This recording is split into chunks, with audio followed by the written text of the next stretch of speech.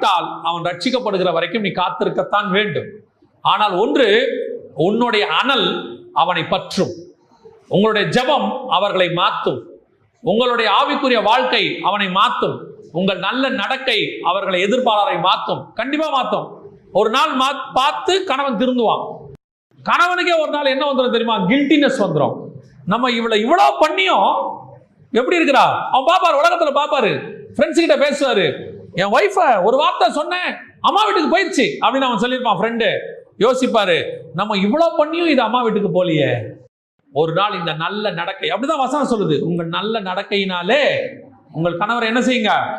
ஆதாயப்படுத்திக் கொள்ளுங்கள். அதே தான் கணவனுக்கும் பொருந்தும். ஆண்டவர் எதுக்கு இன்னொரு ஏற்ற துணை கொடுத்திருக்கிறார் என்றால், நம்முடைய ஆவிக்குரிய வாழ்க்கையை கட்டி எழுப்புவதற்கு, விழுந்தவனை தூக்கி எடுப்பதற்கு, அனல் இல்லாதவனை அனல் உண்டாக்குவதற்கு. அப்படிப்பட்டவர்களாய்த்தான் நாம் இருக்கணுமே ஒழிய